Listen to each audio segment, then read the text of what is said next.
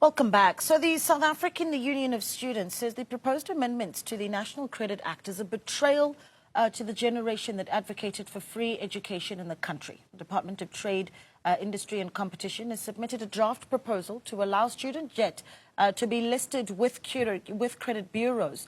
Now, this could mean students will come straight out of university and find themselves blacklisted.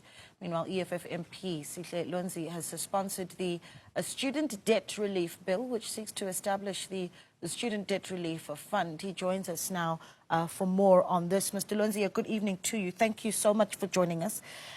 This has been quite the discussion, hasn't it? And you almost think back to where we are right now, and 10 years ago, students in universities taking to the streets, fighting for free education. That, of course, not materializing for them. But you do now have this discussion around whether or not some changes to the national credit regulations are going to be impacting the students. So I think before we get into the bill, just give me the EFF's position on this, on these regulations, and your view about how it's going to impact students and how their student debt impacts them.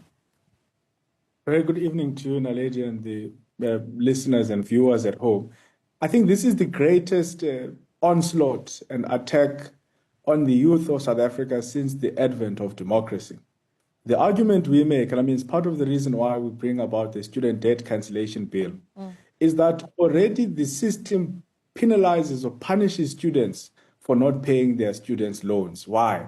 Because if you are a student in South Africa and you finish all your academic requirements, in other words, you write all your tests, you pass, you get distinctions and everything, when you owe an institution of higher learning money, they don't give you your degree or your qualification, or if it's a TVET college or certificate.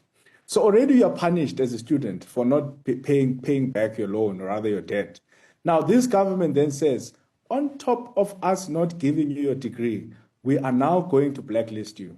We're going to make it more close to impossible for you to be able to access financing so that you can buy yourself your first home one day when you want to build a family, so that you can be able to buy yourself a car and be able to access many other essential financial services through our financial, sector. So it's the criminalization of poverty, it's the criminalization of student debt, and we object to it strongly. Yeah, I mean, one of the arguments that have been made, though, by the Department of Trade and Industry, though, is that what really is being done here, and I think there's a specific regulation in the National Credit Regulations, what is it?